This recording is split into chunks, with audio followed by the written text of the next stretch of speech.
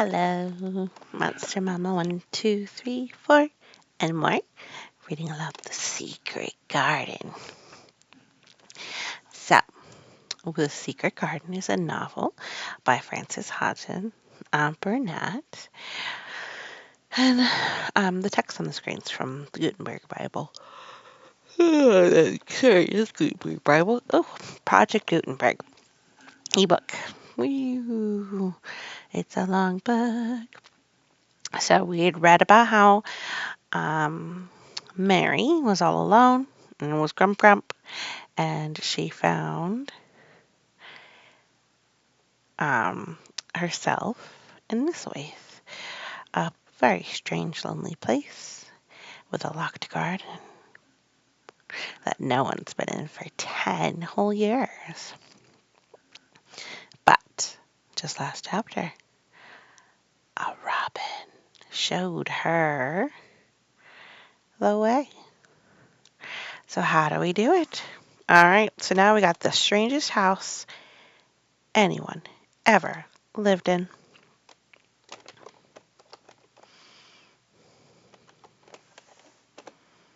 Let's see, will it get us to it? I don't think it will. Okay, so I want to go. Oh, hold on, let me do boop. There we go. All the way down. Down, down, down, down. So it's chapter boop, boop, boop, 9, I think. But yeah, we are inside the secret garden. It was the sweetest, most mysterious looking place anyone could imagine. The high walls which shut it in were covered with the leafless stems of climbing roses, which were so thick they were matted together. Mary Lennox knew they were roses because she had seen a great many roses in India. All the ground was covered with the grass of wintry brown, and out of it grew clumps of bushes, which were surely rose bushes if they were alive. There were numbers of standard roses, which had so spread their branches that they were like little trees. There were other trees in the garden, and one of the things which made the place look strangest and loveliest was the climbing roses had run all over them and swung down in long tendrils which made light swaying curtains, and here and there they caught at each other or at the far-reaching branch. And had crept one tree to another and made lovely bridges of themselves. There were neither leaves nor roses on them now, and Mary did not know whether they were dead or alive. But their thin gray or brown branches and sprays looked like a sort of hazy mantle spreading over everything, walls and trees and even brown grass, where they had fallen from their fastenings and run along the ground. It was this hazy tangle from tree to tree which made it all look so mysterious. Mary had thought it must be different from other gardens which had not been left all by themselves so long. And indeed, it was different from any other place that she'd seen in her life. "How still it is," she whispered. "How still." Then she waited a moment and listened at the stillness. The robin, who had flown to his tree-top, was still as all the rest. He did not even flutter his wings. He sat without stirring and looked at Mary. "No wonder it is still," she whispered again. "I am the first person who has spoken in here for 10 years." She moved away from the door, stepping as softly as if she were afraid of awakening someone. She was glad that there was grass under her feet and that her steps made no sounds. She walked under one of the fairy-like gray arches between the trees and looked up at the sprays and tendrils which formed them. "I wonder if they're all quite dead, she said. Is it all quite dead, garden? I wish it wasn't. If she had been Ben Weatherstaff, she could have told whether the wood was alive by looking at it, but she could only see that there were gray or brown sprays and branches, and none showed any signs of even a tiny leaf bud anywhere. But she was inside the wonderful garden, and she could come through the door under the ivy any time, and she felt as if she had found a world all her own. The sun was shining inside the four walls, and the high arch of the blue sky over this particular piece of Missouri seemed even more brilliant and soft than it was over the moor. The robin flew down from his tree top and hopped about or flew after her from one bush to another. He chirped a good deal, and had a very busy air, as if he were showing her things. Everything was strange and silent, and she seemed to be hundreds of miles away from anyone. But somehow she did not feel lonely at all. All that troubled her was her wish that she knew whether all the roses were dead, or if perhaps some of them had lived, and might put out leaves and buds as the weather got warmer. She did not want it to be quite quite dead garden. If it were quite a live garden, how wonderful it would be, and what thousands of roses would grow on every side. Her skipping rope hung about her arm when she came in, and after she had walked about for a while, she thought she would skip around the whole garden, stopping when she wanted to look at things. There seemed to be grass paths here and there. Sorry. And in one or two corners there were alcoves of evergreen with stone seats or tall moss-covered flower urns in them. As she came near the second of these alcoves, she stopped skipping. There had once been a flower bed in it, and she thought she saw something sticking out of the earth. Sharp little green points. But,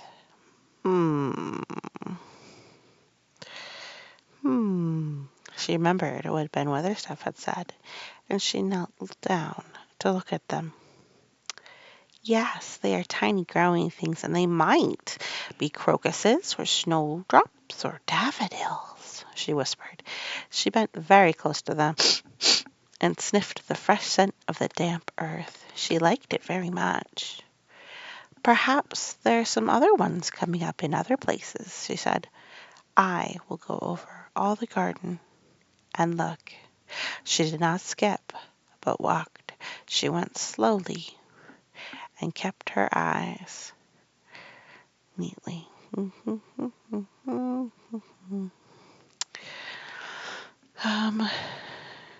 Okay. She looked in the old border beds and among the trees, and after she had gone round trying to miss nothing, she had found ever so many more sharp, pale green points, and she'd become quite excited again. It isn't quite a dead garden, she cried out softly to herself. Even if the roses are dead, there are other things we can believe.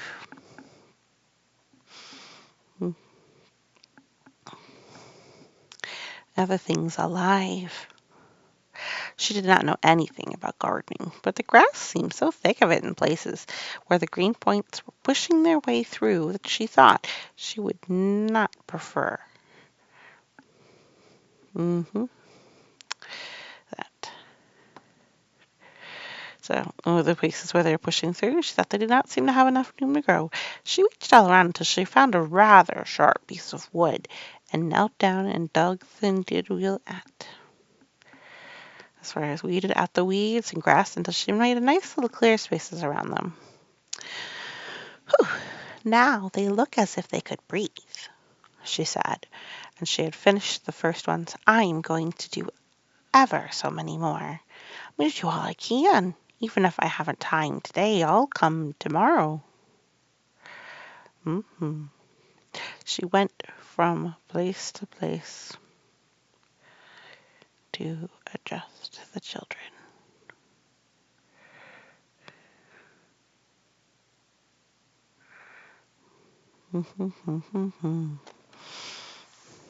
Okay. She went from place to place and dug and weeded and enjoyed herself so immensely that she was led on from bed to bed into the grass under the trees. The exercise made her so warm that she first threw her coat off and then her hat, and without knowing it, she was smiling down on the grass and the real green points all the time. The Robin was tremendously busy. He was very much pleased to see gardening had begun in his own estate. He often wondered at Ben Weatherstaff, where gardening is done and all sorts of delightful things to eat are turned up with the soil. Now here was the kind of creature who was not even half Ben's size, and yet had the sense to come into his garden and begin at once. Mistress Mary worked in her garden until it was time for her midday dinner, or to go to her midday dinner. In fact, she was rather late in remembering, and when she put on her coat and hat and picked up her skipping rope, she could not believe that she had been working for 2 or 3 hours. She had been actually happy all the time, and dozens of the tiny pale green points were to be seen in cleared places, looking twice as cheerful as they had looked before when the grass and weeds had been done.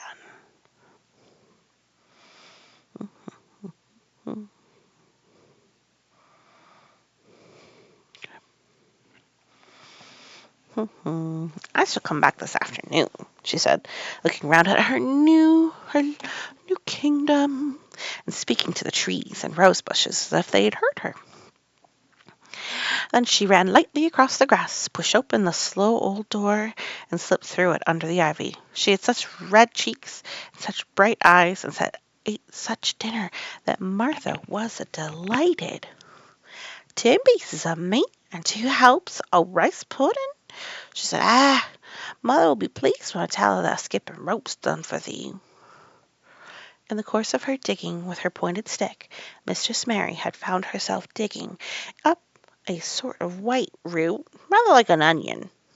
She put it back in its place and patted it down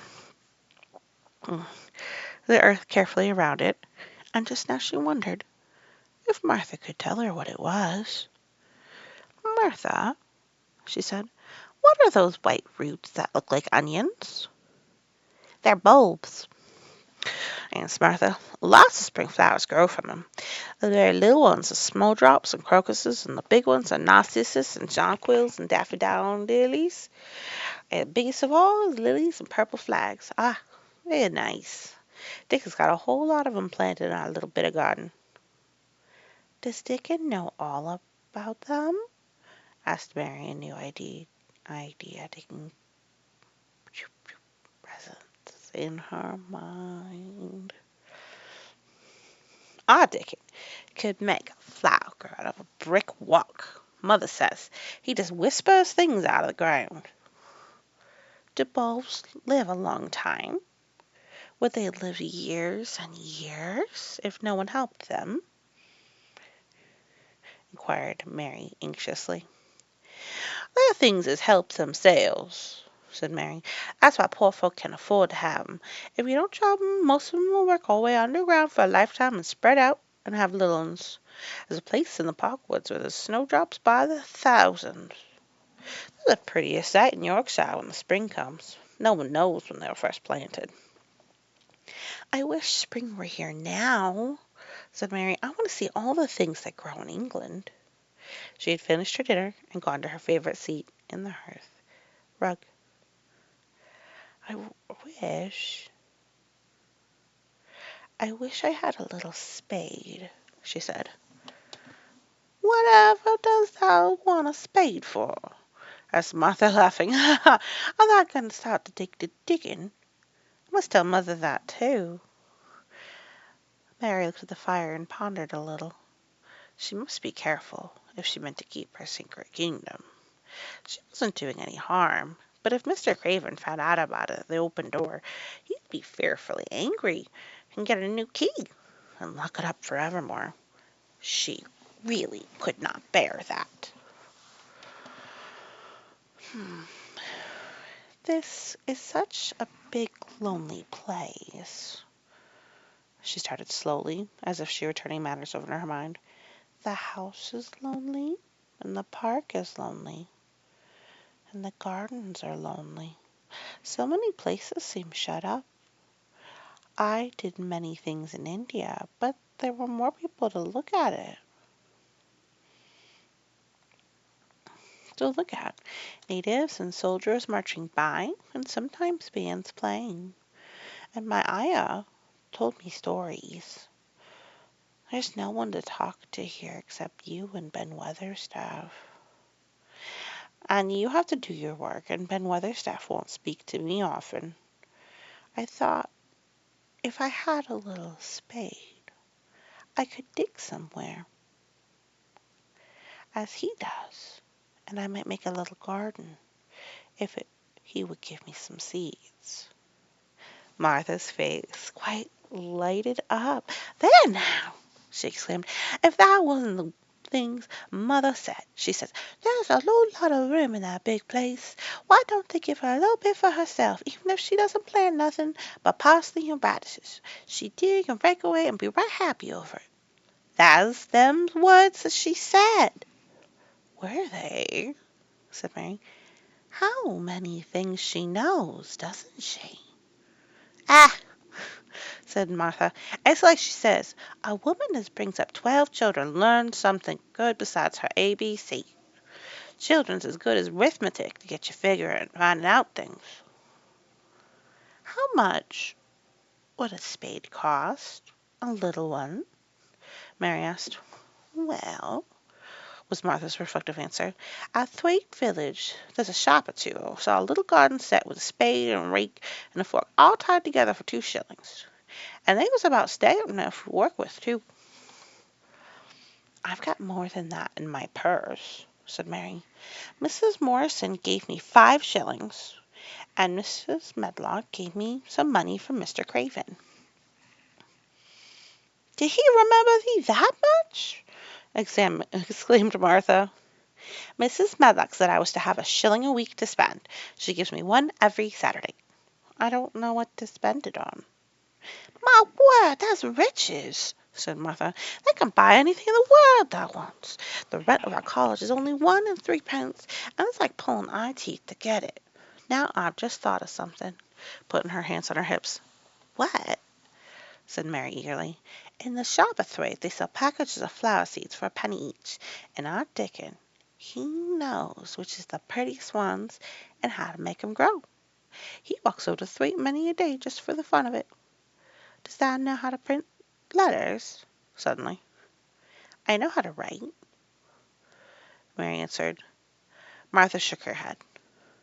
Our Dickon can only read printing, and if that could print, could write a letter to him and ask him to go and buy the garden tools and the seeds at the same time.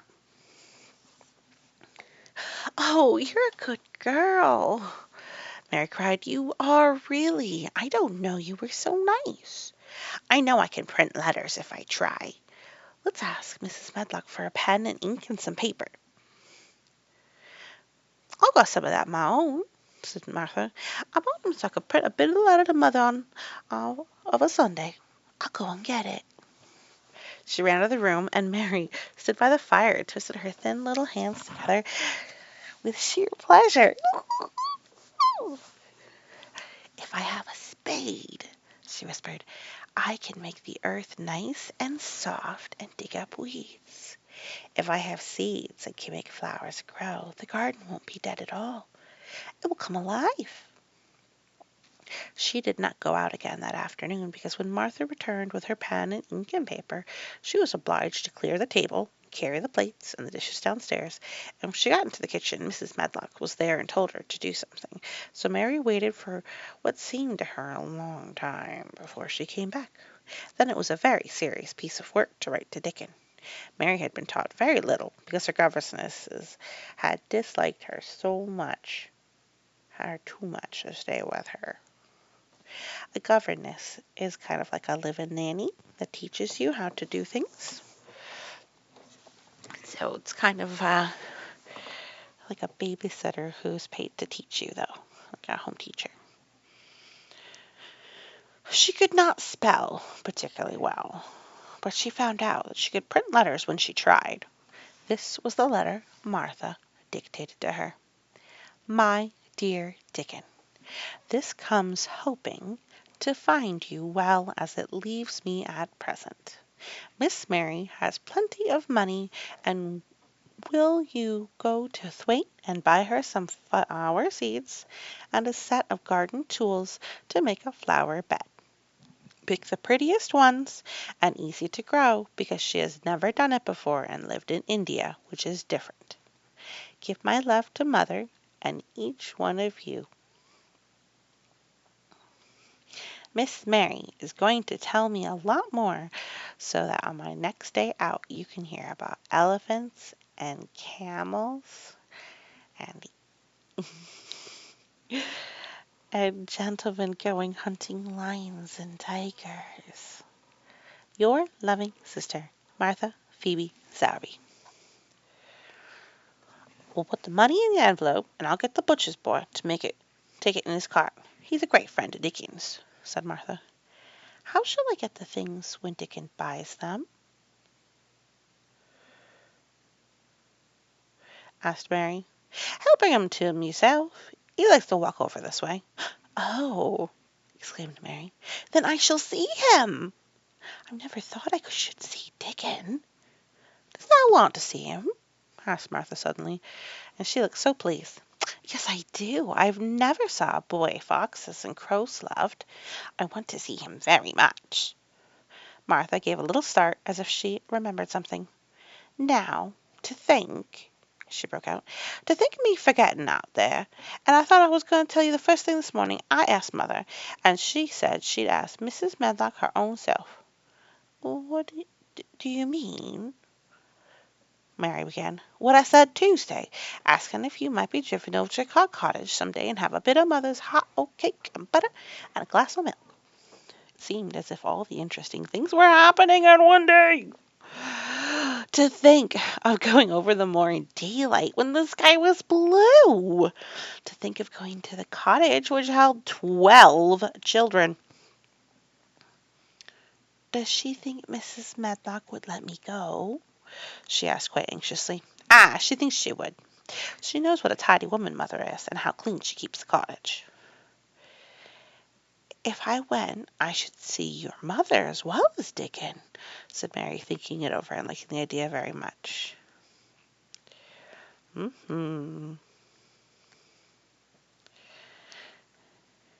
If I went to see their mother as well as Dickon, she, said Mary, thinking it over and liking the idea very much.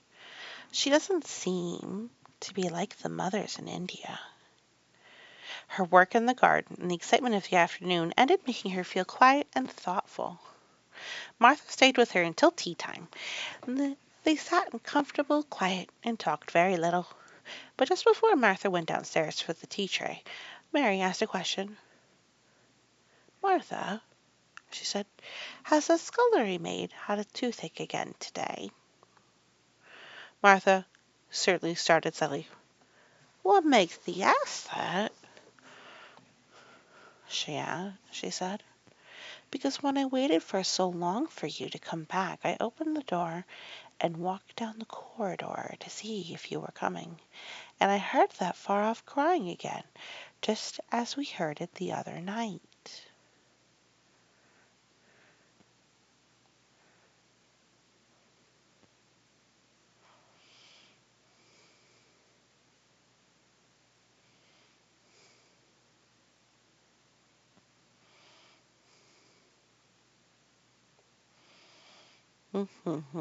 Sorry, just thinking about Dickon and the crows and the foxes and all the things.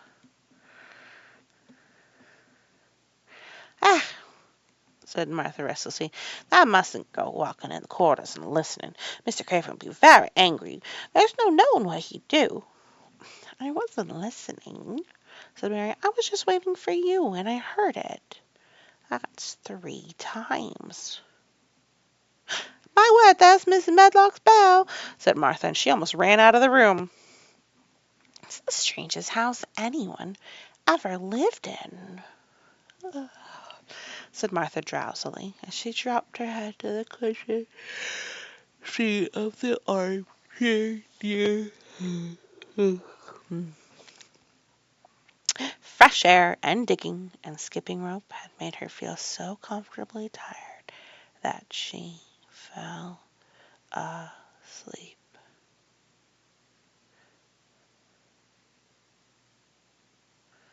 hmm So that sounds good.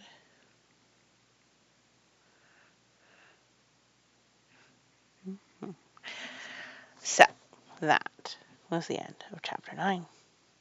Next chapter, chapter 10, digging! Yay, yay, yay, yay, yay. Wow, thank you so much for listening. And maybe you might check out gardening some flowers yourself. Thank you again.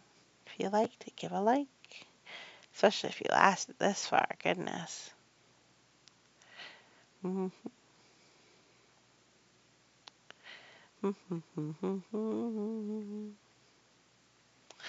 So,